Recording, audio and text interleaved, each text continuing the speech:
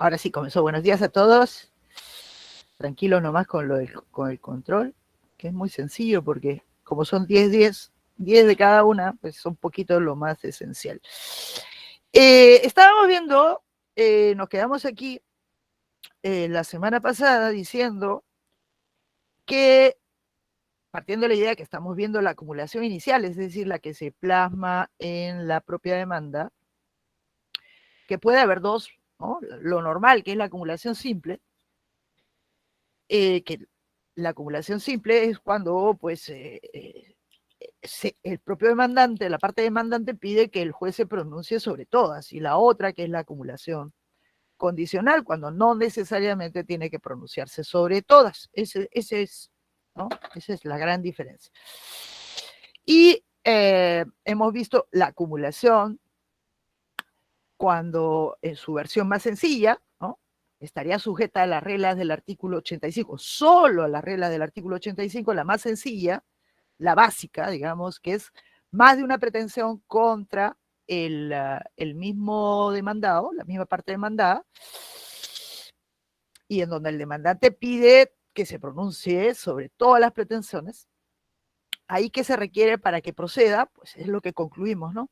Se requiere cumplimiento estricto de todos los requisitos del artículo 85, es decir, que todas individualmente consideradas sean de competencia del mismo juez y que tengan el mismo procedimiento. Como requisitos procesales, el inciso 2 respecto de que no sean contradictorias entre sí no cuenta porque estamos hablando de pretensiones no conexas objetivamente entre ellas.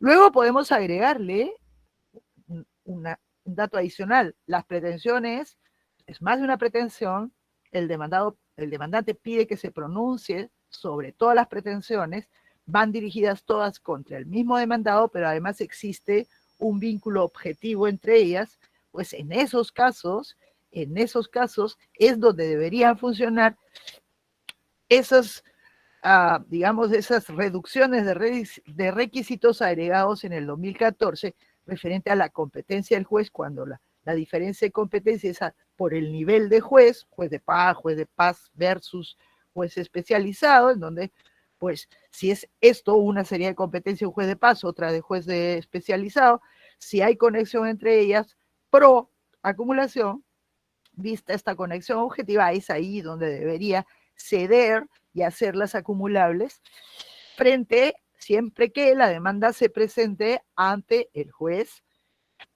como dice el código, mayor, es decir, mayor nivel. Bueno, y lo mismo para el procedimiento, ¿no? Cuando el procedimiento pudiera representar un obstáculo, cede, ¿no? Cede frente al procedimiento, cede para facilitar la acumulación, sustanciándose todas las pretensiones bajo las reglas del procedimiento mayor, dice, ¿no? De mayor extensión, más largo, ¿no? Más ancho. El mayor, o sea, dependiendo de cuáles estén en juego, siempre teniendo que no es que tenemos mucho menú, tenemos tres, ¿no? De los tres, si una va por el sumarísimo, si fuera solita, y otra va por el conocimiento, vamos, todo se sustancia bajo las mismas reglas del proceso de conocimiento. Esto debe, una correcta lectura es cuando debería funcionar cuando hay conexión objetiva entre las pretensiones. Eso naturalmente el artículo 85 no lo dice, porque los que hicieron esa reforma partían de una premisa equivocada. Partían de la premisa equivocada que siempre para acumular pretensiones se requiere de una conexión objetiva entre ellas, con lo cual no es así, no es así. O sea, han creado, hay una idea fantasma allí, ¿no? Y equivocada, que se requiere siempre y en todo caso conexión objetiva. No, la conexión puede ser meramente subjetiva, pero cuando además existe conexión objetiva, es bueno permitir que derrumbar los obstáculos de orden procesal que puedan conducir, que de otra manera, si se aplicara a rajatabla los requisitos del artículo 85, impediría la sustanciación conjunta de todas las pretensiones que están vinculadas entre ellas. Y luego pasamos a ver la otra, ¿no? Aquí complicamos la cosa, aquí la figura es distinta, que es Siempre es una acumulación inicial, pero la diferencia es que no todas las pretensiones tienen a los mismos sujetos como elementos de tales pretensiones. Es decir, podría presentarse la figura que la tenemos graficada, ¿no? La tenemos graficada.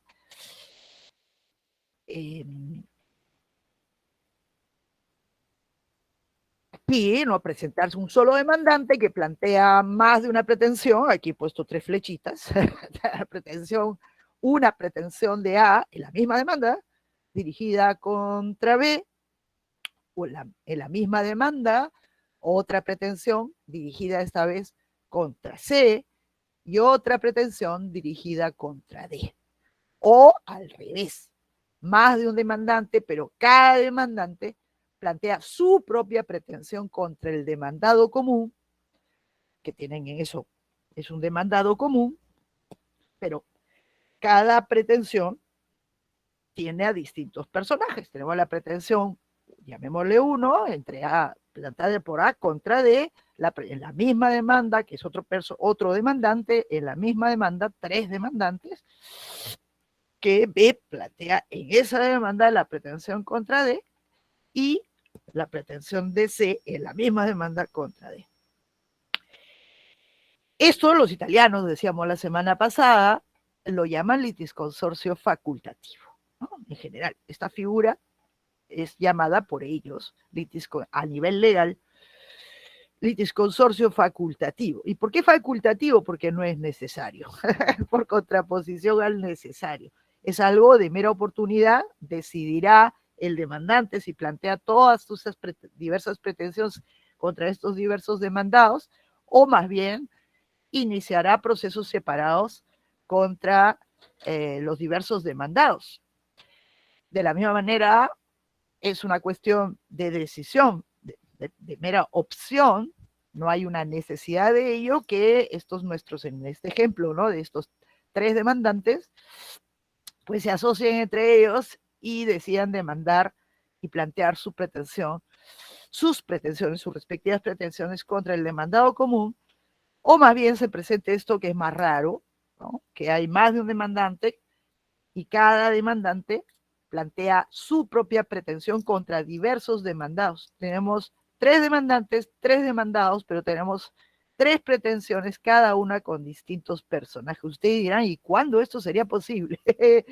Pues sería posible, digamos, no es imposible, pero no es usual, ¿no? No es usual, porque como lo vamos a ver, pues para que esto proceda no basta cumplir con los requisitos estos básicos, nunca lo fue, estos requisitos básicos del artículo 85, sino que se requiere el elemento conexión, ¿no?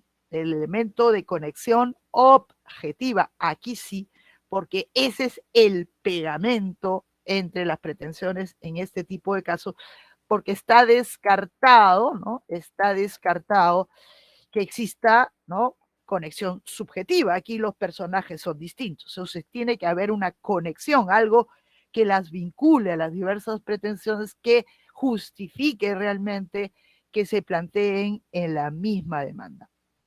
Y decíamos, quiero regresar sobre los mensajes equívocos del CPC, que pues tanto el artículo 83 como el artículo 89 dan esta idea equivocada de que basta que haya más de un sujeto demandante o un sujeto demandado para que estemos ante una acumulación. Esto no es así, esto depende, ¿no? ¿Depende de qué? Depende. Pues hay que ir a que hay más de una pretensión. Si hay más de una pretensión en la demanda, entonces estamos allí sí con distintos personajes en las pretensiones, entonces ahí sí estamos ante un fenómeno acumulativo. Pero en cambio, si hay más raro, ¿no? Raro, más de un demandante, una única pretensión, un solo demandado, estaríamos ante un litisconsorcio necesario activo que hay que buscarlo con lupa. O más usual, que hay un demandante y varios demandados, pero ¿no? O hay una única pretensión, o hay más de una pretensión, sería este esquema, ¿no? Hay un solo demandante, una única pretensión, varios demandados, ellos son demandados en su conjunto, todos, ¿no? Todos en su conjunto, como un grupo, ¿no? Pues ahí no estamos ante un fenómeno acumulativo, estamos, más que probablemente, estaríamos ante un fenómeno de litisconsorcio necesario. Habría que ver si realmente lo es, ¿no? Porque a veces, recuerden ustedes, que también ocurre, pero eso ya es una anomalía, que se pone a más de un demandado por fines no muy derechos. Pero digamos, partamos de la idea que hay más de un demandado porque debe haber más de un demandado. Yo, como les ponía como ejemplo, interpongo una demanda de yo soy un tercero, que considero que soy la perjudicada, o un aparente negocio celebrado entre Josué y Fernando, y pido que se declare la nulidad del contrato celebrado entre ellos por simulación, ¿no? Yo tengo que demandarlos a los dos. Hay una única pretensión de nulidad dirigida contra dos personas, dos sujetos, porque tiene que ser, no podría ser solo contra uno o contra el otro, tiene que ser contra ambos.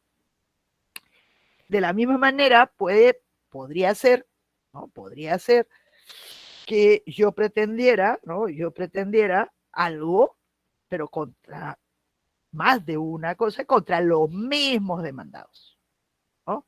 Que forman este grupo, ¿no? Este grupo.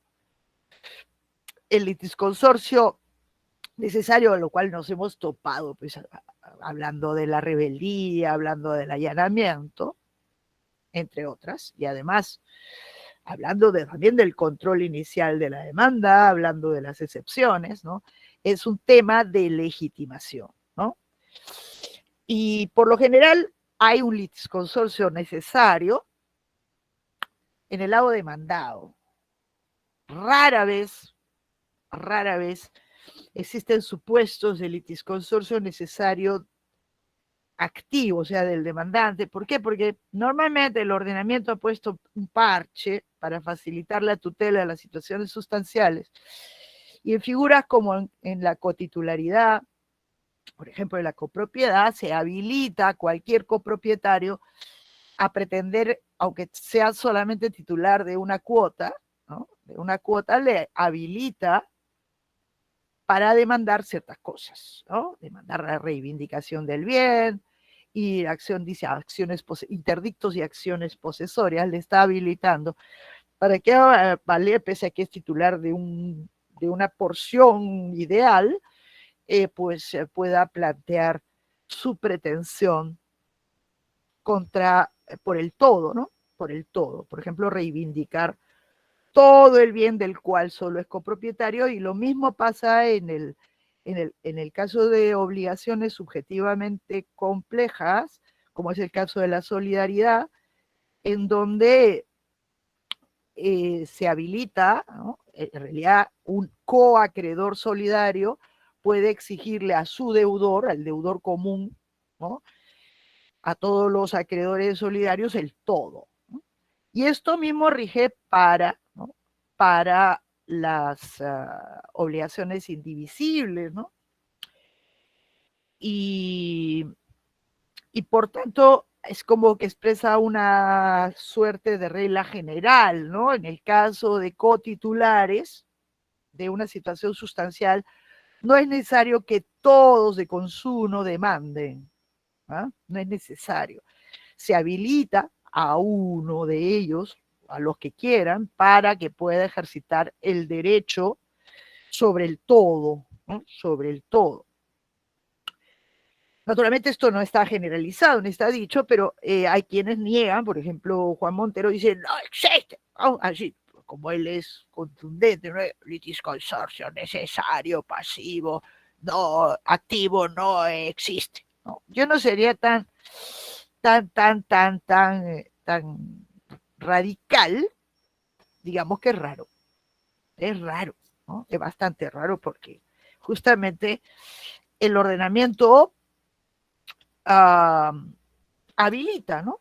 Habilita a que quien no es titular, que no siempre en el plano procesal es una afirmación, ¿no? Se afirma titular, cotitular de una determinada situación sustancial, puede también ejercitar el derecho sobre el todo, ¿no? Sobre el todo. Poco esta es la idea. Eso es raro, pero aquí lo importante no es ubicar rarezas, sino tratar de entender que el hecho de que haya, sobre todo en el lado del demandado, más de un sujeto, no necesariamente significa que hay un fenómeno de acumulación. Hay que ir al análisis de cada caso para establecer si es un fenómeno acumulativo o estamos en presencia simple y puramente de un caso de litis consorcio necesario, ¿no? O sea, el aspecto exterior del número de sujetos demandados no es suficiente, no es suficiente. Hay que ir qué cosa se quiere, ¿no? Qué cosa se quiere y por qué se quiere. Para ver, porque a veces también pasa lo contrario, ¿no? Parece que hubiera una única pretensión y en cambio ahí hay más de una pretensión, que es en el caso, por ejemplo, en el cual se plantea una pretensión en materia de obligaciones solidarias, ¿no? Se demanda a Josué y a Fernando, siempre los tengo de punto, ¿no? A Josué y a Fernando, yo demando, ¿no? Pretendiendo que me paguen de manera solidaria, ¿no? La suma de 100. Ahí hay dos pretensiones, una dirigida contra Fernando y otra dirigida contra Josué, solo que es idéntica, ¿no? Es idéntica en lo que se pide. Cualquiera de los dos, es decir, cuando digo solidario, cualquiera de los dos, el todo, ¿no? El todo, que es 100. Y por lo tanto hay dos pretensiones, no hay una, hay dos pretensiones. Pero normalmente no se ven, no las ven así, ¿no? Plasmadas en el textualmente, ¿no? Pero ahí de suyo hay dos. Y por lo tanto, allí sí estaríamos ante un fenómeno de acumulación de pretensiones, ¿no? Bueno, esta es la idea, ¿no? Tratar de no... Sí. ¿Y por qué es importante? Dígame. Es solamente una pequeña consulta sobre un caso artificial. Y si estamos frente, supongamos, a varias pretensiones y cada una de ellas tiene como fundamento sustancial una obligación solidaria y donde obviamente la parte demandada hay supongamos dos sujetos que son partes que son demandados para el cumplimiento de una obligación solidaria, y lo mismo sucede con las otras pretensiones. Puede decirse en este caso que los sujetos de la pretensión son distintos. De las diversas pretensiones. De las diversas. Bueno, hay que verlo, hay que analizarlo. Porque también podrían producirse combinaciones. Es decir, yo demando la nulidad del contrato X dirigida contra los que participaron en él, contra usted, contra Fernando, contra Josué, y a su vez acumular una pretensión indemnizatoria solo contra Fernando. ¿No? O una pretensión indemnizatoria, imaginemos un supuesto de solidaridad, ¿no? Que fuera un supuesto legal de solidaridad, contra Fernando y contra Josué. Ahí tenemos dos pretensiones más, ¿no? Una solidaridad, cuando digo ya una indemnización, ahí tenemos dos. Cada vez que hay solidaridad hay más de una, ¿no? Contra cada sujeto. Entonces, allí podría haber un caso en donde se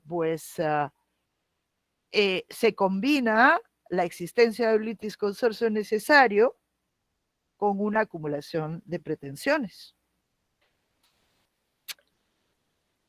Y si tienen a distintos personajes, hay distintos personajes. Por ejemplo, yo interpongo esta pretensión de nulidad contra Fernando, contra Josué, y vamos a ponerle, para simplificar la cosa, una indemnizatoria solo contra Fernando. Allí tenemos un litis consorcio necesario en la primera pretensión y tenemos frente a esta segunda pretensión es acumulada a la primera, que se rige, estamos ya ante un caso de acumulación a todos los efectos, ¿no? Caben todas las combinaciones posibles, pero a lo que yo voy es que no basta que haya más de un demandado para estar en presencia de un fenómeno acumulativo. No basta el aspecto numérico de los sujetos. Hay que ir a analizar si hay más de una pretensión. ¿Mm? Solamente cuando hay más de una pretensión se aplican las reglas de la acumulación, porque eso es lo importante. Si nosotros simplemente contamos sujetos, puede ser que le estemos aplicando las reglas equivocadas, ¿no? Las reglas equivocadas. Yo vi un caso hace años en donde pues había una acumulación, de hecho había una acumulación, pero todas las pretensiones se dirigían contra los mismos demandados. Era una acumulación objetiva, o sea, meramente objetiva en sentido, para decir, es decir, todas las pretensiones tenían el mismo destinatario, naturalmente las pretensiones estaban vinculadas entre ellas, pero todos eran los mismos personajes, de todas, ¿no? Y le quisieron aplicar el artículo 86, ¿no? Le quisieron aplicar para declararla, y le aplicaron el artículo 86 para declararla improcedente. No era una acumulación de estas subjetiva de pretensiones, todas estaban dirigidas contra los mismos demandados, y habían litisconsorcio necesario en la una y en la otra, ¿no? Y ahí pues había identidad en las diversas pretensiones de demandados. Y le quisieron aplicar el 86, que ahorita vamos a llegar al 86. En ese momento el 86, el artículo 86 era un artículo equívoco. Ahora está un poco menos, ¿no? ¿Por qué? Porque si el artículo, los agregados del artículo 85 estaban enderezados y están enderezados a facilitar el fenómeno acumulativo, y yo les he propuesto la lectura incluso al texto vigente, pues el artículo 86 era un artículo prácticamente que hacía esta acumulación llamada subjetiva de pretensiones prácticamente imposible, práctica o dificilísima o realmente rarísima, ¿no? Por lo que parecía que fueran sus exigencias. Ahora, con todo, aquí lo importante es que cuando hay una auténtica acumulación subjetiva de pretensiones, y esto es lo importante, es decir, en cualquiera de sus versiones, esta, ¿no? Esta, fundamentalmente esta, ¿no? Porque esto es lo más usual, la otra bastante rara, sí que se pueda descartar, pues tanto B, ¿no? Digamos, A interpone una demanda, en su demanda una pretensión contra B, otra pretensión contra C, otra pretensión distinta contra D, ¿no? O A, su pretensión contra D, en la misma demanda, B contra D y C contra D. Pues las posiciones, como esto es algo que no es necesario que sea así, es una decisión discrecional, digamos, de oportunidad de la parte demandante o de los demandantes cuando se asocian para demandar conjuntamente, lo importante es lo dispuesto en el artículo 94, ¿no? El artículo 94 que bajo el rótulo de litisconsortes facultativo, el litisconsorcio facultativo, es decir, cuando se presenta esta figura, alguna de estas figuras, tanto en el primer caso B como C como D, son considerados litigantes independientes. ¿Esto qué significa que sean litigantes independientes? Que cada uno puede asumir frente a la pretensión dirigida contra ellos la posición que quiera, ¿no? De todas las que hemos visto. Uno puede contestar la demanda negando, etcétera, etcétera. El otro puede allanarse. El tercero puede no hacer nada y ser declarado rebelde, y sin que las recíprocas posiciones que haya asumido cada uno, pues influencie a las otras, a los otros, ni en lo positivo ni en lo negativo. Son, por eso, lo que dice acá, ¿no? Son los actos de cada uno de ellos, no favorecen ni perjudican a los demás. Eso es lo importante, ¿no? Es lo importante. Porque en sustancia es Es lo que ocurriría si es que se interponen, ¿no?, tres procesos, por usar el tres, ¿no? Tres procesos separados, ¿no? Tres procesos, solo que en este caso están juntos, ¿no? En el acto genético, que es la demanda, ¿no? Todas las pretensiones sean planteadas en un único acto, ¿no?, que es nuestro acto inicial del proceso declarativo. Muy bien, esto también podría presentarse, ¿no? Esto también podría presentarse y digo lo mismo, podría, es raro, ¿no?, que haya más de un demandante, que cada uno presenta su pretensión contra diversos demandados, ¿no? ¿No? Entonces, hay que tener muy claro que el litisconsorcio necesario es un fenómeno completamente distinto de lo que estamos tratando, del fenómeno acumulativo. Y tengamos presente que un litisconsorcio necesario puede derivarse de la propia ley, porque la ley ha dicho, no, aquí si ha de demandarse esto, se debe demandar a este y a este otro, ¿no? Si se plantea una demanda de contestación de la paternidad, y esto viene desde el Código francés, se debe demandar al hijo, ¿no?, al hijo, que aparentemente sigue siendo hijo del padre, del demandante, y a la madre. ¿Qué hace la madre ahí? La madre, bueno, la quieren ahí, ¿no? La quieren, son dos demandados necesarios. Quieren que la madre sea demandada, aunque ella no va a recibir efectos directos de declararse fundada la demanda. Digamos, esto es en la afiliación matrimonial. No va a tener efectos directos, va a tener efectos indirectos, pero no nos pongamos problema, correcto o incorrecto que sea, y me parece correcto, el legislador ha considerado que tiene que colocarse como parte demandada a la propia madre. Y también cuando se cuestiona la maternidad se pone al padre, ¿eh? O sea, también.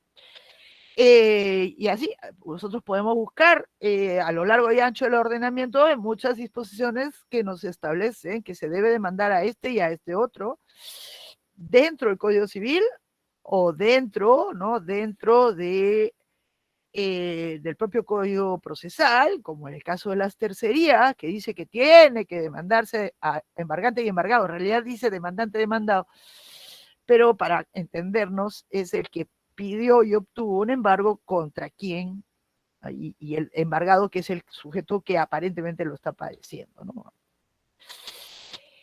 Entonces ahí tenemos nada, no hay nada que hacer, pues es la ley quien señala aquí, tiene que, ¿no? Tiene que. Sí, y si no se hace, ¿no?, si no se hace, hay un defecto de legitimación pasiva. Los otros casos son más difíciles de individualizar. Por ejemplo, la ley de seguro ha establecido un caso de litisconsorcio necesario cuando se demanda a la aseguradora. Dice que cuando se demanda a la aseguradora hay que demandar también al asegurado. Y le ha puesto el litisconsorcio necesario. Ah, bueno, podemos discutir si es así o no es así, pero a la ley lo ha establecido.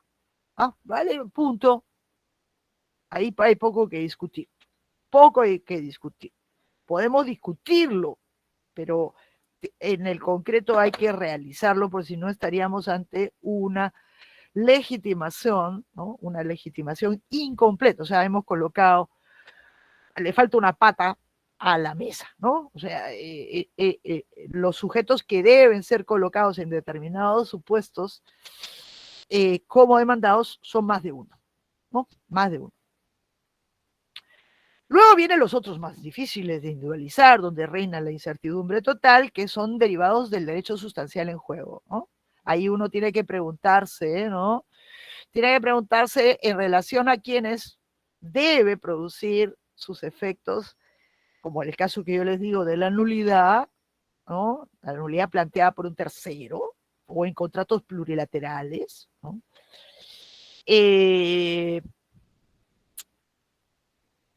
Hay que demandar a todos. En relación a todos tiene que producirse los efectos, ¿no? En relación a quiénes, pues si es más de uno, si la respuesta es más de uno, estamos ante un caso de litisconsorcio necesario, donde no sería posible que, por ejemplo, para el caso de la nulidad, que el acto sea nulo para uno y para el otro no se sabe, ¿no? No lo podemos no incluir como parte demandada. Ejemplos, ¿no? que en cierta medida, la propia ley nos da algunos indicios, ¿no? En el caso de la partición, ¿no? En el caso de copropiedad, nos lo dice diciendo el efecto, ¿no? O sea, es nula, nos dice la partición efectuada con preterición, o sea, excluyendo a algún copropietario. Ah, esto que, vamos, esto no lo dice en el plano sustancial, pues esto nos lleva, pues si alguien demanda la partición de un bien en copropiedad, tiene que poner como demandado a todos los copropietarios. ¿Por qué? Porque si no, eso conduciría a algo reprobado por el ordenamiento, ¿no? Que se haga la partición, que dice que es nula, ¿no? La partición debía partirse en 4 y termina partiéndose en 3, se ha dejado de lado a uno, no se puede dejar esa partición de efectuarse, es nula, dice el Código Civil, ergo a nivel procesal hay que colocar como parte demandada a todos, ¿no? A todos los ¿no? Todos los propietarios. Y bueno, y en general aquí a veces no es nada fácil la ubicación y a veces se pone a más gente de lo que deberíamos poner, ¿no?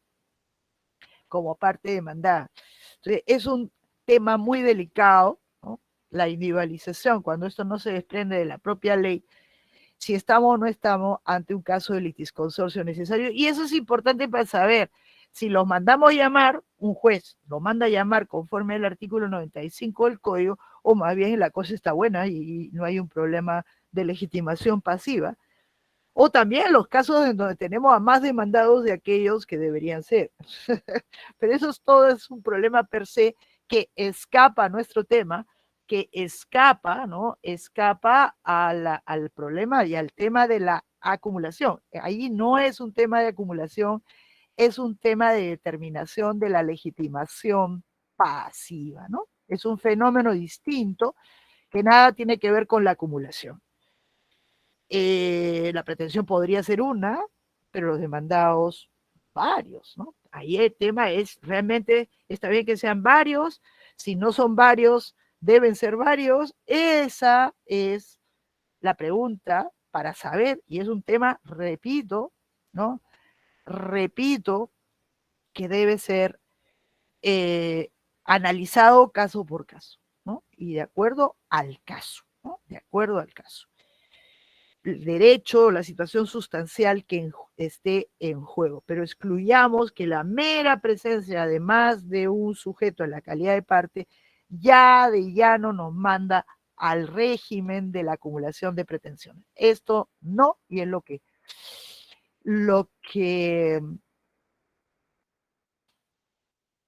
quiero evidenciar, ¿no?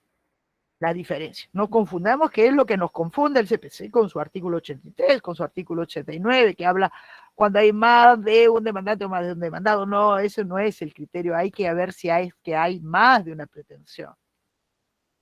Ahora, lo que caracteriza a un llamado litisconsorcio facultativo o acumulación subjetiva de pretensiones, que son exactamente lo mismo, es que las diversas pretensiones podrían sin obstáculos ser planteadas en procesos independientes, ¿no? Podría serlo, es una cuestión de mera oportunidad y conveniencia.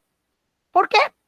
Porque sí o sí aquí, dado que hay diversidad de los personajes de las distintas pretensiones, tiene que haber un pegamento. Y ese pegamento lo llamamos la conexión, ¿no? Que tienen que ser conexas objetivamente, que es lo que justifica que se puedan plantear todas conjuntamente en una misma demanda para ser resueltas todas, si se ha planteado de manera simple o según el resultado de alguna, resueltas en la sentencia. ¿Qué es lo que justifica? Aquí sí o sí, sí o sí, en este caso, sí o sí, tiene que haber conexión objetiva. Es decir, tiene que haber algún vínculo entre lo que se pide en una pretensión y lo que se pide en la otra, o más bien entre el por qué se pide en una y el por qué se pide en la otra, o ambas, ¿no? Puede ser en los dos niveles objetivos de la pretensión.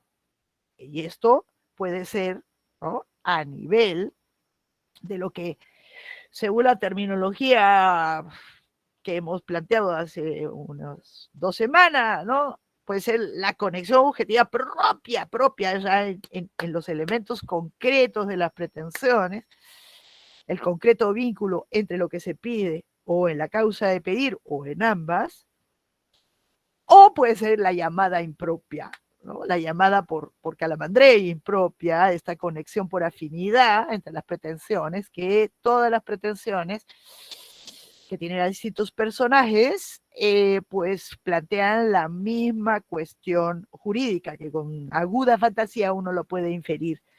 No lo puede inferir en realidad. Tiene que estudiarlo, del artículo 84, ¿no? Cuando habla por lo menos elementos afines, dice, ¿no? Elementos afines, que es lo más vago que pueda existir a nivel de la propia configuración normativa. Ahora, aquí, dado al elemento conexión, además de la pura economía del propio de los demandantes o del demandante, existe también, en un sentido no muy intenso, pues una intención de evitar decisiones contradictorias. Les pongo el ejemplo consabido. Fernando, Josué y yo, estábamos caminando por la calle, cruzando la avenida, ahí por nuestra cebra, ¿no? Por allí donde tenemos que cruzar la pista, y viene pues una combi de estos, de esos que conversan con el ministerio del ministro de Transporte, y ¡frácata! Nos atropella, ¿no? Nos atropella y pues sufrimos nuestros daños, cada uno sufre daños, ¿no? Oh, a mí pues qué sé yo, me caigo, me rompo el brazo, Fernando se rompe algo, que se rompe su brazo también, podría ser que a nivel de brazos nomás nos haya agarrado. Y Josué pues sufre pues una lesión a la pierna, y bueno, cada uno sufre su propia lesión, pero tenemos en común, en común el evento generador del daño, ¿no? Que es este atropello. Entonces cada uno de nosotros, que podíamos inclusive no conocernos, ¿no? Nos conocemos ahí en la emergencia, y decimos, oye, vamos a demandarlo, ¿no? Vamos a demandarnos ya a quién ya. En estos casos, no vamos a demandarlo, no ponernos de acuerdo. ¿Por qué? Porque cada uno tiene su propia, todo aquel que causa un daño tiene el deber de indemnizarlo, dice el Código Civil, ¿no? Pero tenemos un dañante común, tenemos el dañante común, y tenemos, obviamente, el hecho generador del daño en común. Cada uno ha sufrido sus propios daños, por lo tanto tenemos un petitorio cada uno distinto del otro, ¿no? Distinto, porque cada uno pretende su indemnización de acuerdo a su daño. Tenemos hechos en común, ¿no? El hecho generador del daño, el atropello, y otros elementos, ¿no? Otros elementos individuales que no compartimos, porque cada uno, pues uno se rompió el brazo, ha tenido tanta lesión, qué sé yo, a su propia salud, etcétera, ¿no? O sea, cada uno tiene también su componente individual, pero también el hecho generador del daño es lo que las unifica. En ese sentido, podríamos cada uno por nuestro lado demandar al dañante, ¿no? Cada uno. Pero podríamos justamente consorciarnos, nos unimos, y vamos a demandar a vamos a unir fuerzas, ¿no? ¿Por qué? Porque compartimos hechos, no son idénticas, las pretensiones no tienen idénticos hechos, pero tienen hechos en común, ¿no? Compartimos la causa de pedir, ¿no? Compartimos en parte la causa de pedir. Entonces, perfectamente podríamos hacerlo por separado, pero también lo podemos hacer, eso es lo que quiere.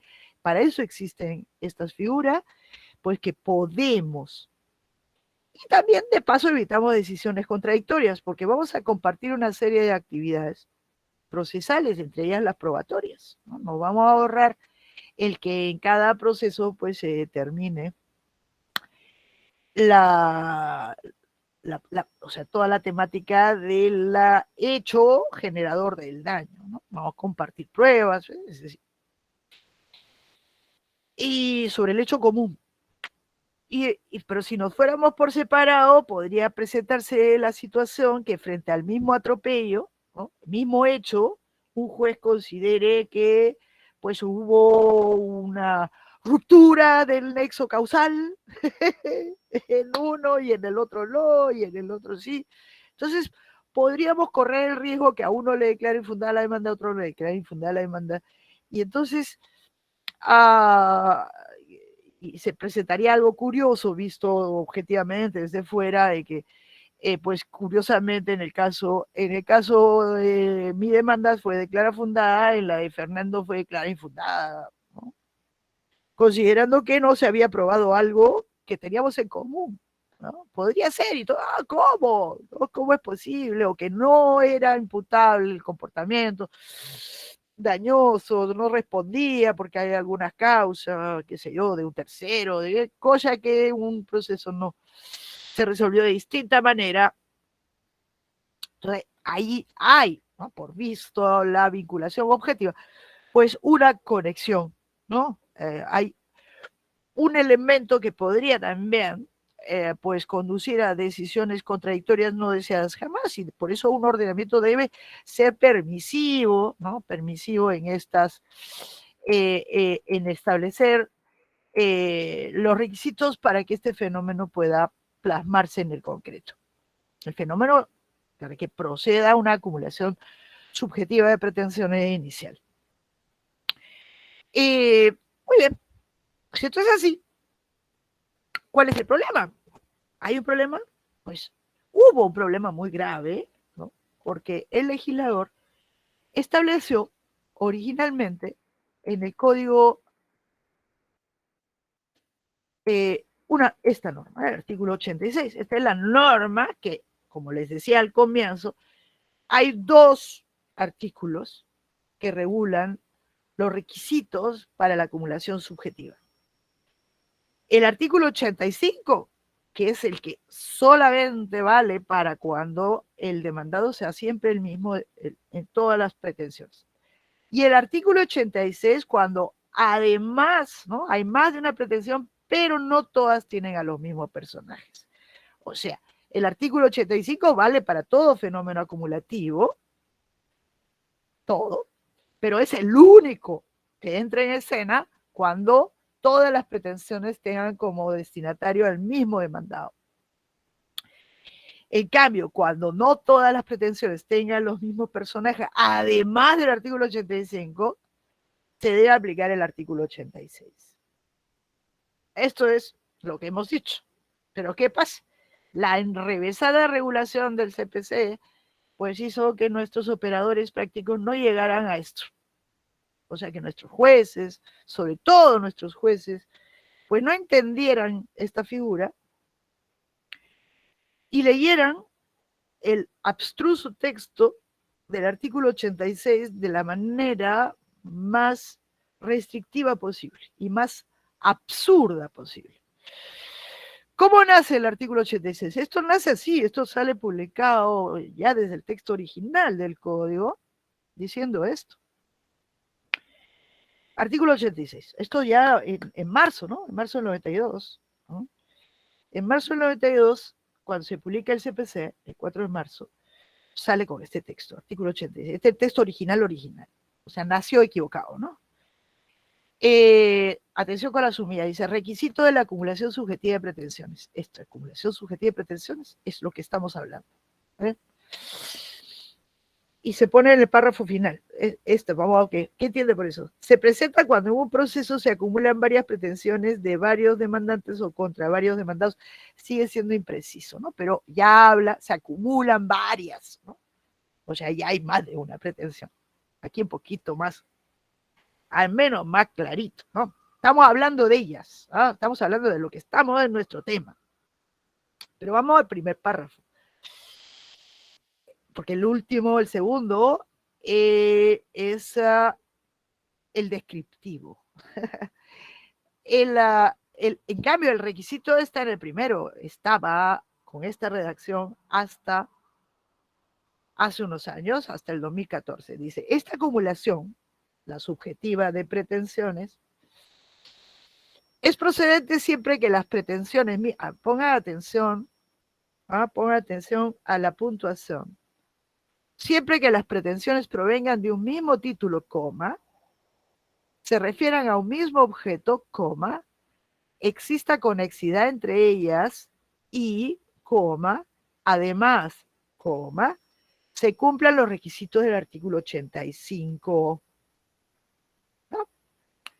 Ahora, si ven todas estas comas y hay una I al final del párrafo, ¿qué nos está indicando? O sea, cuando uno escribe bien, que no siempre se escribe bien, pues esa coma reemplaza, es una coma que reemplaza la conjunción, ¿no? La conjunción y, ¿no? Y. Es como si nos dijera, esta acumulación es procedente siempre que las pretensiones provengan de un mismo objeto y se refieran a un mismo, es conjuntivo, ¿no? Se refieran a un mismo objeto y exista conexidad entre ellas y que se cumplen el artículo 85. O sea, en realidad debería arrancar diciendo, además de los requisitos arriba, artículo 85, para que proceda esta acumulación se requiere de, ¿no? Esto es lo que debería arrancar, no al final. Porque eso es una además. Definitivamente es una además. ¿Esto qué condujo? Esto condujo a considerar que tenía que presentarse todo esto para, para que procediera una acumulación de estas. O sea, que yo te pongo una demanda contra Fernando, presentando una pretensión contra Fernando, otra pretensión contra Josué, y así, etcétera, ¿no? Para que esto procediera, o en el ejemplo, ¿no?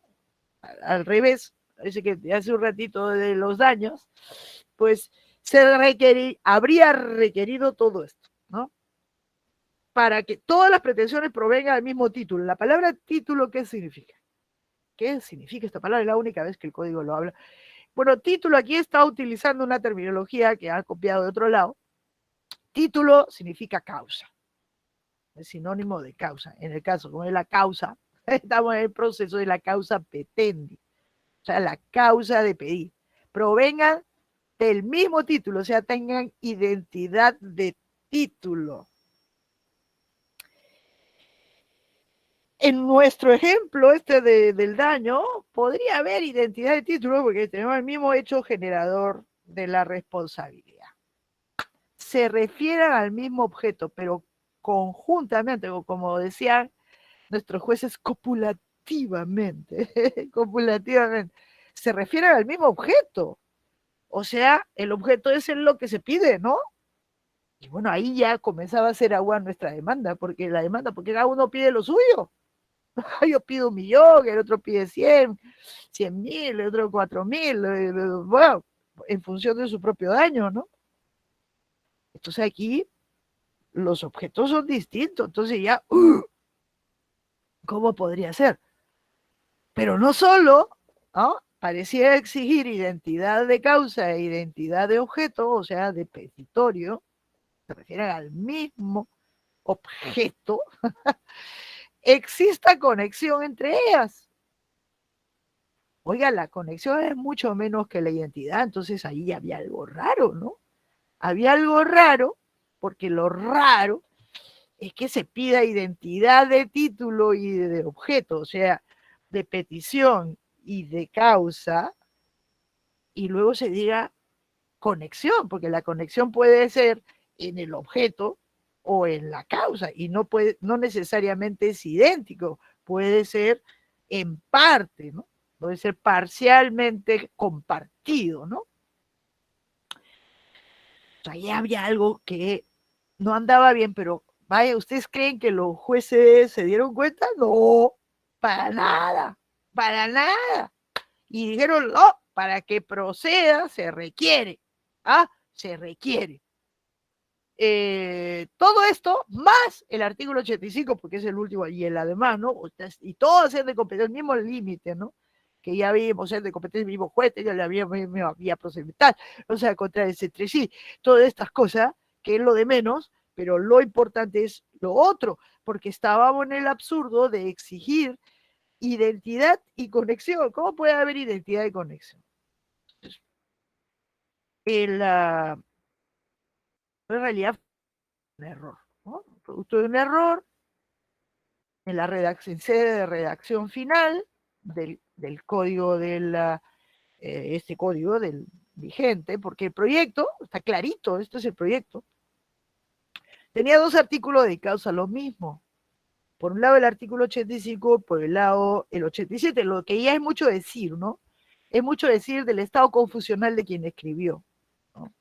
De no tener las ideas muy claras. El artículo 85, si ustedes observan y lo comparan con el texto que terminó entrando en vigencia con, bajo el número 86, se decía, ¿no? Decía, se presenta cuando, o sea, esa es la descripción, la acumulación subjetiva de pretensiones, ¿no? Esto se correspondería en la versión más correcta, ¿no? Del artículo 86, segundo párrafo.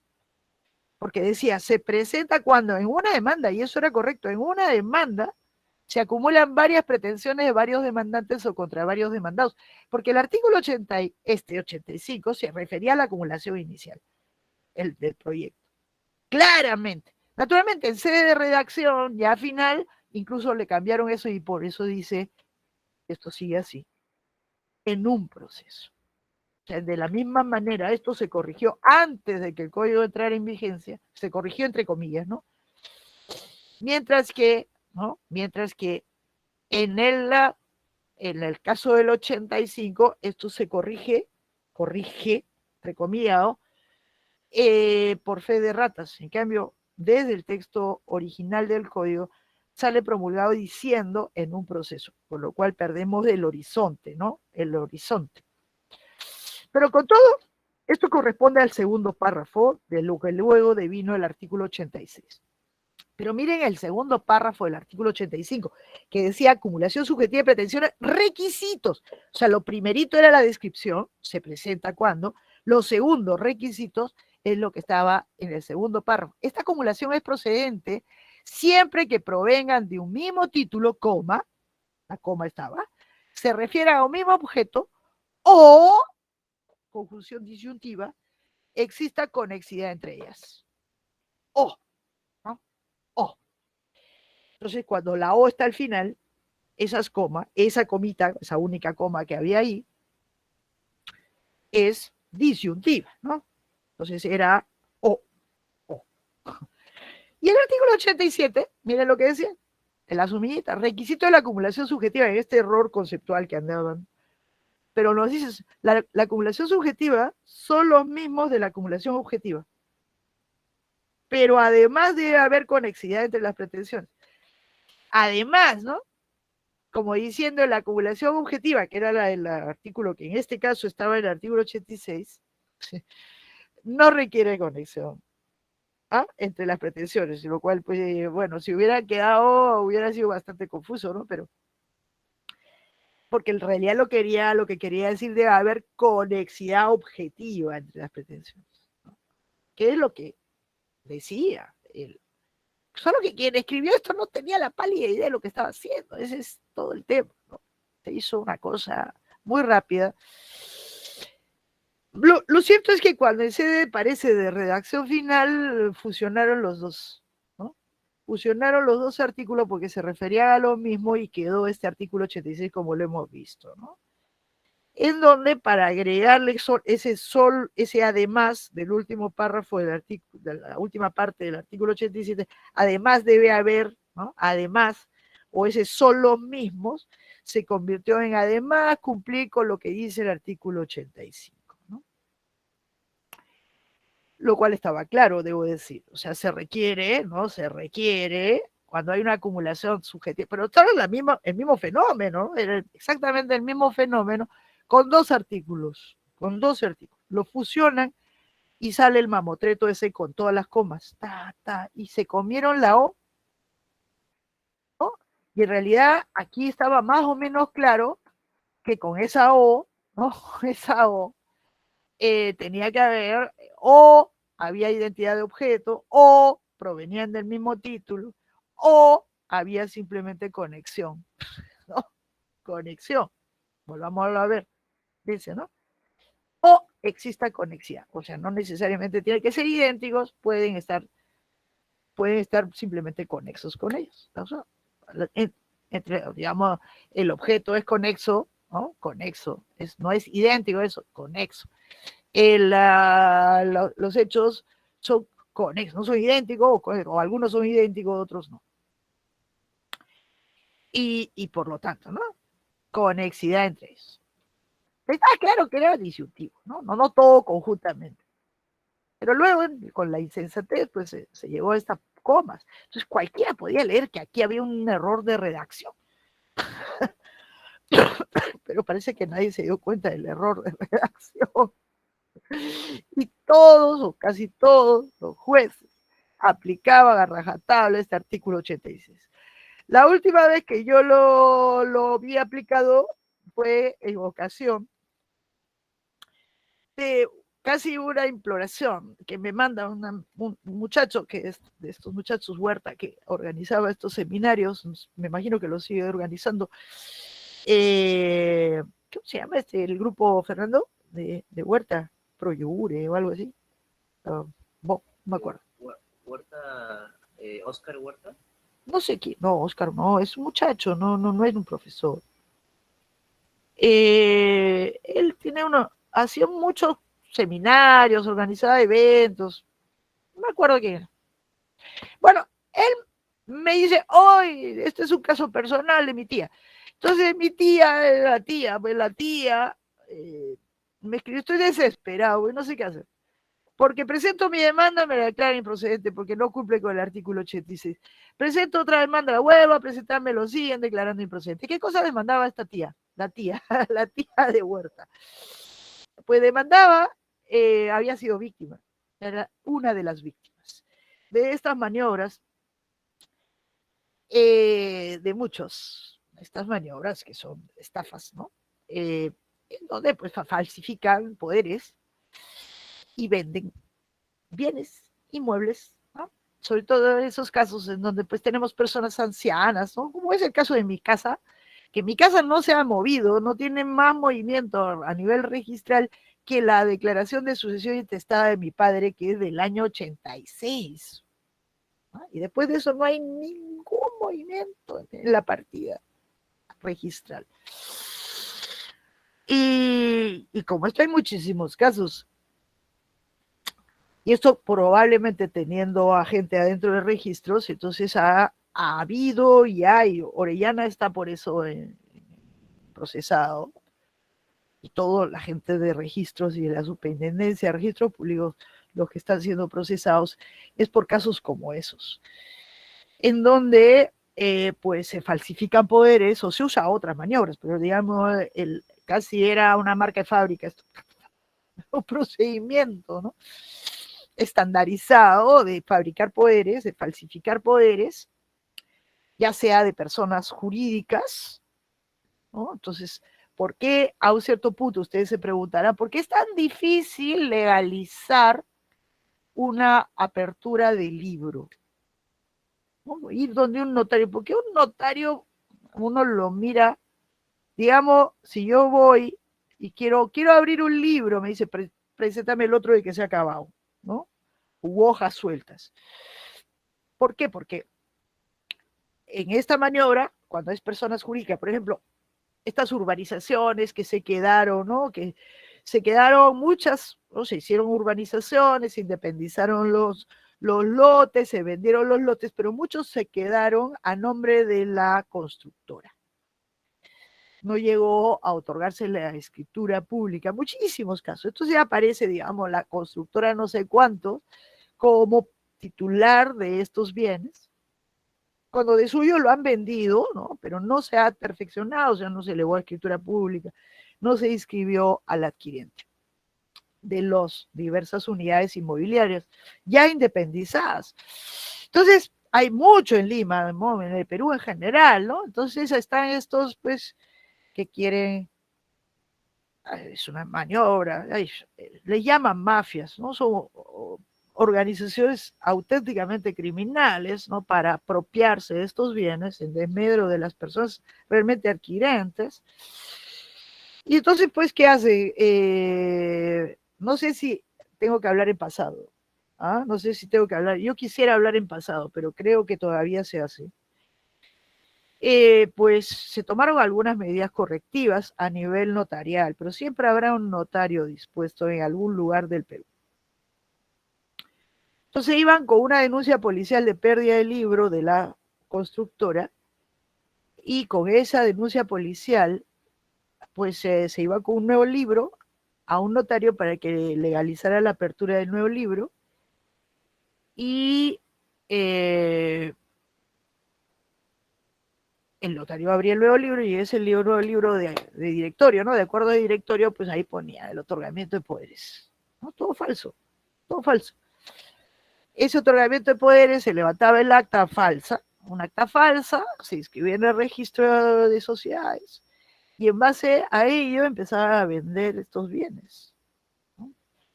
O también para personas naturales, simplemente falsificaban poderes, ¿no? Se falsificaban. Quiero hablar en pasado, ¿no? Poderes. Y esto fue lo que le pasó a este conocido mío, en el caso de la tía, ¿no? Le falsificaron un poder para vender su bien. Entonces, en base a ese poder por escritura pública y todo. Pero no sé si había suplantación, o sea, había una efectiva escritura pública o era falsa escritura pública. Pero es lo mismo, ¿no? Porque también puede haber que se presenta una persona suplantando a otra, otorgando poder, y se otorga la escritura pública de poder, poder para enajenar. Se inscribe y se vende. Y esto es lo que había pasado. Entonces se había vendido 2 veces, ¿no? Porque siempre se hace una segunda venta, ¿no? Para tenerlo, para la maniobra completa. Entonces, si te pone una demanda para que se declare, uno, la ineficacia del poder, porque este muchacho pues había leído a Rómulo Morales. ¿Sí? Para que, bueno, además, conforme al Código Civil 161, dice, no, declárese la ineficacia del poder y la nulidad de la compraventa realizada entre fulanito, que parecía que era ella, y la otra. Y la nulidad de la compraventa realizada por el adquirente a favor de otro. ¿Y qué le declaraban, no? Improcedente la demanda. ¿Y por qué improcedente la demanda? Porque no se da los requisitos del artículo 86. El petitorio es otro. No tiene el mismo objeto. Es decir, no, porque en una pretende la declaración de ineficacia de esto, en el otro pretende de este acto y en el otro pretende la declaración de nulidad de este otro acto. Son objetos distintos, ¿no? Y la causa, en realidad es una causa, ¿no? Es una concatenación. Bueno, pero son objetos distintos, procedentes. ¿Qué cosa? Bueno, por eso volví a escribir sobre el tema, porque ya lo había escrito tiempo atrás. En este artículo, que no sé si lo he puesto, Fernando, entre los materiales. Sí, dígame.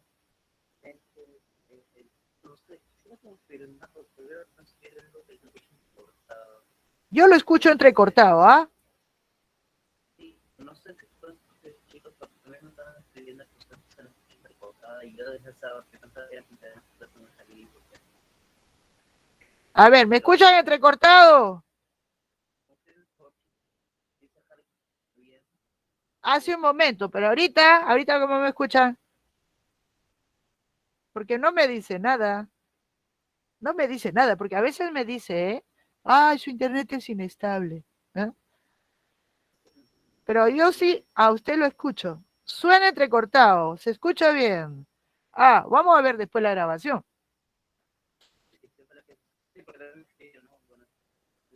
Ahorita, yo escucho entrecortado a Fernando y a la profesora. Yo los escucho entrecortado. Ambos los escucho, otro escucha bien. ¿Qué hacemos? ¿O somos nosotros? Es la línea, ¿qué línea? ¿Cuál línea será? Ay, todo bien. Wow, qué raro, ¿no? Sí, ¿Cómo pero tener la certeza? Es el problema sí, del MIT. el proveedor también del internet, ¿no? Algunos se usan bien, se usan mal. Bueno, por lo menos no hay problema. Habría que ver, porque, a ver, chicos, de la sala donde se graba, si no, pásense a la otra sala, del calendar, ¿ah?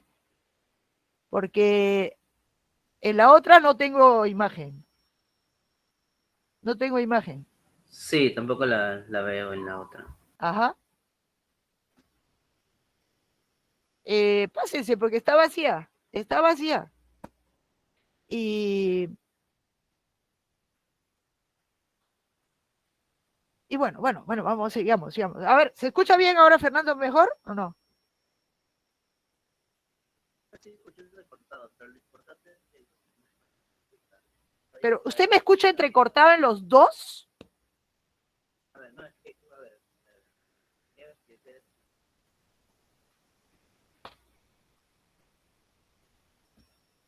a ver, Parece profesor, que se escucha. hábleme. Hablo 1, 2, 3, 4. A ver, vamos Acá la al escucho caso. más Caso. fluido, acá la escucho más fluido Ya, que en pero la esa es la otra. que está grabando además. Es la que está grabando. Pásense a la sala, pues no somos muchísimos, ¿no? Pásense a la sala, De repente, ¿no? Si porque son tienen algún problema, 74. Los que escuchan mal, prueben a entrar en la otra sala que está en el calendario, a ver si va mejor. ¿Ah? A ver si va mejor y, y de paso.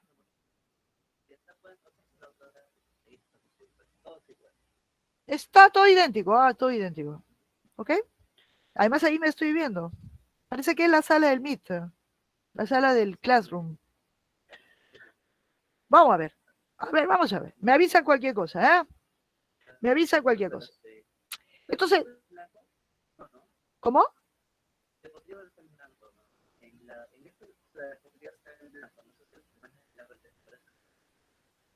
No está en blanco. porque el cálculo se ve bien, pero la otra A ver, se ve ¿qué está viendo? ¿Nueva redacción no está viendo? la de pero la diapositiva vacía. No sé si le pasa también por qué Ah, vamos a volver a entrar. pero la de Algo pasa, algo pasa en la del Classroom. Sí, aquí me dice que mi internet está inestable. En el otra, en esta del calendario está bien, está todo bien. Aquí sí, no sé por qué, será porque seremos 71.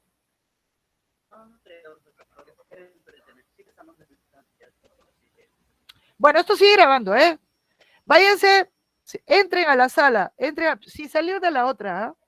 Si salir de la otra, a ver dónde está mejor. Y los que están, no hay problema, porque yo también me veo, ¿eh? En la sala Classroom y está bloqueado. Voy a salir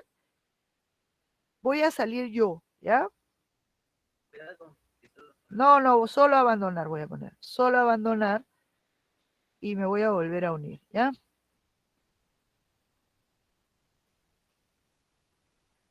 Ah, no, pero me he salido con la.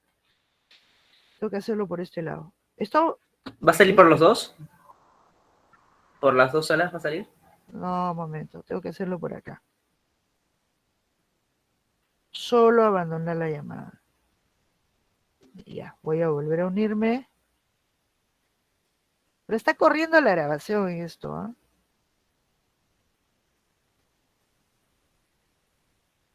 O paramos la grabación. Pues no quiero hacer todas estas operaciones. Hay un problema, ¿ah? No me agarra. No me agarra. Eso ustedes están viendo mis operaciones. A ver si me lo hace bien. Hay un problema en esta sala. Vamos a ver. Está lento.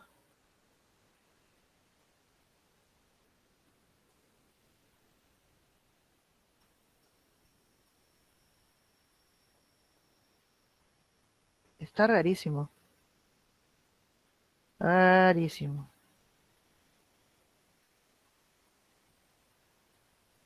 Sí, pero el error es que otros sí tienen dificultades, no sé. Es en un momento, es un momento. Es un momento. No, pero por ejemplo, en mi caso yo en todo el momento la estaba escuchando. ¿Así? En cierto momento, entonces,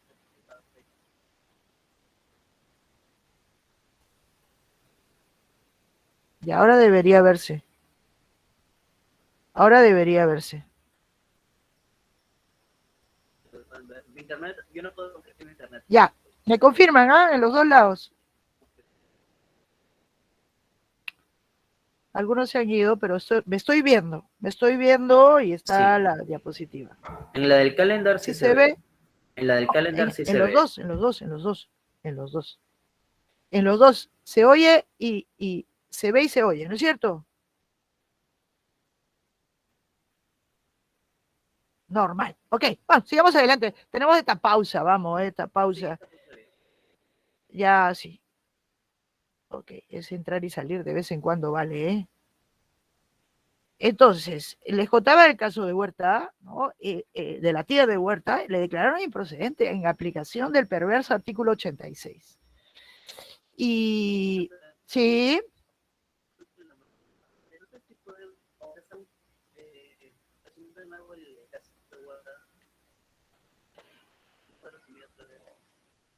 ¿qué se demandó? Se demandó que se declarara la ineficacia del poder. No, del poder no, no se demandó nada respecto al poder.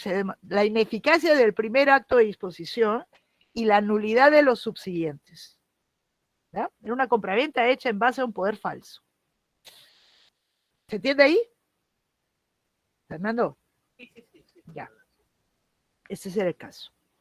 Luego, por esta demanda, se declara la ineficacia conforme al artículo 161 del primer acto de disposición y del siguiente acto, que era una compraventa realizada por el aparente adquirente, bueno, en base, este comprador que le compró al apoderado falso, ¿no? Y había otras dos enajenaciones, dos compraventas de las cuales se demandaba acumulativamente la nulidad, sucesivamente. Entonces, ¿qué le declara el juez? El juez le declara improcedente por aplicación del texto del artículo 86 porque decía que el objeto era distinto. Y era obviamente distinto. Eran pretensiones conexas, por supuesto, porque era toda una cadena de enajenaciones. O sea, se enajenó la primero en base a un poder falso, el segundo se enajenó por quien adquirió del falso apoderado y sucesivamente. Entonces pretendía que se eliminaran, se declararan la nulidad de A, B y C. Primero la ineficacia de uno y en ocasión de ello, como un efecto dominó, ¿no? Un efecto dominó improcedente, pero en base al artículo 86, en base al artículo 86. Y esto es algo, pues, que en realidad, pues, se cuenta, no era solamente un caso, era cada vez que se demandaba estas cosas, casi como si el artículo 86 en su redacción hubiera sido hecho para cerrarle la puerta del Poder Judicial a todas estas víctimas de todas estas maniobras delictivas, porque son delitos, ¿no? Y los jueces parecían cómplices en esta operación. Cómplices. Bueno, finalmente llegó algo de luz, pero se tuvo que esperar. Mire, el código entra en vigencia en agosto de 1993 y se tuvo que esperar, 1993 se tuvo que esperar a diciembre del 2014, creo que 28 de diciembre, que sale publicada esta ley de reforma con vigencia abril 2000, en febrero 2015, para que se modifique el artículo 86 y se pongan las comas donde debían serla y se use las conjunciones correctas. La nueva redacción dice así, ¿no? Sigue siendo igual, ¿no? Pero lo que se han cambiado son las comitas. esta acumulación es procedente siempre que las pretensiones provengan de un mismo título, coma, esto ahí está igualito. Se refieren a un mismo objeto, pero ahí donde había una comita, le ponen una O. O exista conexidad entre ellas. Y luego, punto y coma. Además, se debe cumplir con los requisitos del artículo 85 y le agrega esta tontería en cuanto sean aplicables, que siempre son aplicables, siempre son aplicables. Y mantienen el último párrafo, ni siquiera se percataron que ahí había que cambiar, que es, esto es en la demanda, esta es una disposición para la acumulación inicial, pero cuando no todas, para cuando hay una acumulación subjetiva, es decir, cuando no todas las pretensiones tengan a los mismos personajes. Esa es la idea, ¿eh? Esa es la idea. Entonces finalmente llegó la luz, ¿no? Llegó la luz. Entonces queda claro, finalmente, espero que esté claro, espero. ¿Qué dice Fernando? ¿Me escucha? Ok. Claramente. Entonces, que espero que no solamente hoy se escuche claramente, sino que espero que esté claro en todas las mentes de nuestros preclaros jueces, que para plantear un caso como el de Huerta, ¿no? O sea, declaración de ineficacia del acto A, de nulidad del acto B y de nulidad del acto C, que tiene a distintos personajes, porque los personajes eran distintos, lógico, y distinto objeto, obvio, porque es la nulidad del acto A y A es distinto que B, pues, ¿no? Obvio. No se requiere identidad ya de todo, ¿no? De todo. Ya era pues un absurdo pedir identidad y conexión. Eso ya debería haber sido un indicador que había un problema de simple redacción. Pero no se hizo, pues. Entonces, no se hizo. Y los jueces decían, no, tiene que ser todo. Entonces, prácticamente era un imposible. Eso solamente podía ocurrir en materia de obligaciones solidarias, en donde por lo general nadie se da cuenta que ahí hay una acumulación de pretensiones. Y nada más, y el más raro caso de obligaciones indivisibles, ¿no? Si bien abundan las obligaciones solidarias, las indivisibles son más raras. En donde hay identidad total, ¿no? Identidad total en los elementos objetivos. Puede haber identidad total en los elementos objetivos, no necesariamente, ¿no? O sea, yo creo que finalmente ha quedado claro que para que proceda la acumulación inicial de pretensiones subjetivas, es decir, donde las pretensiones no todas van dirigidas, no son planteadas y dirigidas contra son distintos sujetos, pues se requiere o identidad de objeto, el petitorio es idéntico, como ocurre en las obligaciones solidarias o indivisibles, o de causa de pedir, como también ocurre en las obligaciones solidarias, en donde el vínculo obligatorio tiene una fuente común, la ley o el contrato, o la simple conexión, ¿no? La simple conexión en el objeto, no identidad, o la simple conexión en la causa de pedir. Todo esto, para que esto quede claro, tuvieron que cambiar las comas y las conjunciones, porque nuestros iluminados jueces no llegaron, ¿no? No llegaron por sí solitos a establecer, ¿no? A establecer qué era necesario, ¿no? Qué cosa era necesario, qué era necesaria, qué era necesario que no era, pues, en base simplemente a un razonamiento, ¿no? Un razonamiento, un puro y simple razonamiento. Así es que, bueno, moraleja, en conclusión, para cuando se produce esta variante, no hay una demanda con más de una pretensión. Más de una pretensión. ¿Qué se requiere? Se requiere cumplir con el artículo 85, pero de la forma aligerada, porque aquí sí o sí hay conexión entre las pretensiones, ¿no? cumplir con los requisitos del artículo 85, pero como por definición las pretensiones son conexas, en la interpretación que hemos dado la semana pasada, ¿no? Respecto a los requisitos de identidad, de competencia y de procedimiento, rige pues estos aligeramientos, ¿no? Estos aligeramientos introducidos también en el año 2014, ¿no? Y el mínimo exigido es que sean conexas, ¿no? Se requiere que sean conexas, y ahí sí o sí, en este caso sí, ¿por qué? Porque si no, ¿por qué yo voy a demandar a Josué y a Fernando en el mismo proceso? A que se debería, tiene que haber algo que la vincule, pues no, porque el elemento subjetivo está descartado, ¿no? Entonces, bueno, esto es algo que debió ser muy, muy sencillo y que simplemente por lo enrevesado, por los errores, en realidad, errores de puntuación, miren lo grave que puede ser un error de puntuación, y en el uso de las conjunciones, condujo a muchas víctimas que no sabían qué hacer ya, cómo demando, ¿no? Desesperación. Por eso yo le preguntaba a Fernando hace un ratito antes que me dijera, no le escucho entrecortada, si he puesto los dolores de cabeza, la acumulación Parece que sí. Voy a comprobarlo ahorita mismo. Ya, porque esos dolores de cabeza son previos Antes de la modificación.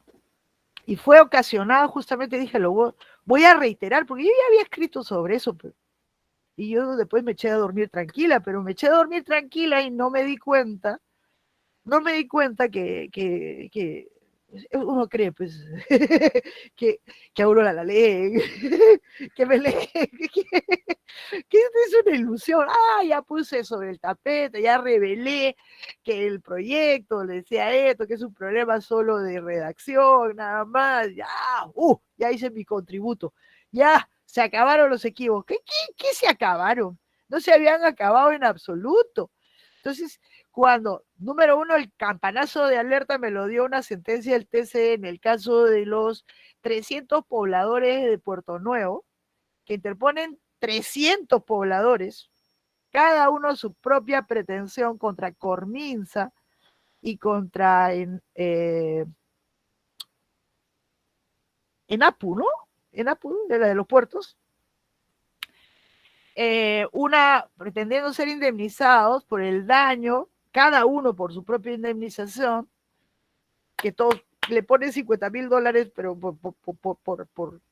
para cada uno, así poco hecha muy rápidamente, pero eran 300 pobladores que te ponen una demanda contra esta que era titular por la contaminación de plomo, ¿no? Porque era la propietaria del mineral, que venía desde La Oroya y se depositaba en los almacenes de Cormisa y luego se llevaban por camiones al puerto para... Ahora ya han puesto la faja, finalmente han puesto la faja transportadora y ya no hay esta contaminación que se estuvo años esparcida por todo el aire del Callao y particularmente Puerto Nuevo, que es por donde transitaban los camiones para llegar al puerto específico que existe, ¿no? El terminal portuario donde se embarca el mineral. Y entonces, bueno, este mineral, pues, se decidieron a demandar 300 ante el juez del Callao y el juez del Callao le declaró improcedente porque no se cumplía el artículo 86. Se apela, no se confirma, se revoca, la sala del Callao le dice, no señor, por error. Dice, oh no, aquí hay una conexión por afinidad, dice, no, sí, talcina, ¿no? Este enredo, pero no importa el enredo, pero es cierto que le ordena al juez admitir. Contra esta resolución y otras, la parte demandada pide que se declare la nulidad, no sé cuándo, no sé qué, y contra ese que en definitiva estaba ordenando que se admitiera la demanda, se te pone un amparo que es desechado a nivel judicial y que el Tribunal Constitucional declara fundado, porque dice que no se ha aplicado el artículo 86. Ahí yo sentí, era como una cosa, y que se había violado el debido proceso al ordenar que se admitiera una demanda que incumplía el artículo 86.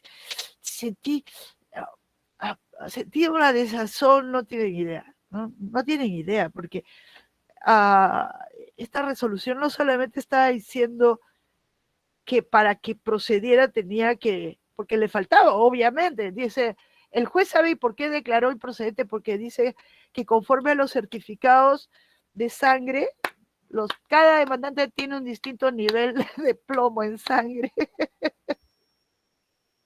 Ergo, no, no es el mismo título. Oh. Tendría que tener el mismo exacto. Y el TC dijo que el objeto era distinto, por más que fuera 50.000, o sea, igual que no se daban los dos elementos. No era identidad de título ni identidad de objeto, porque pretendían 50.000, pero no para todos, sino para cada uno. Y bueno, la cosa es así. Lo cierto es que después me llegó lo de Huerta y dije, tengo que volverlo a escribir y escribir ese artículo. Después sale la modificación. El de los dolores de cabeza. Sí.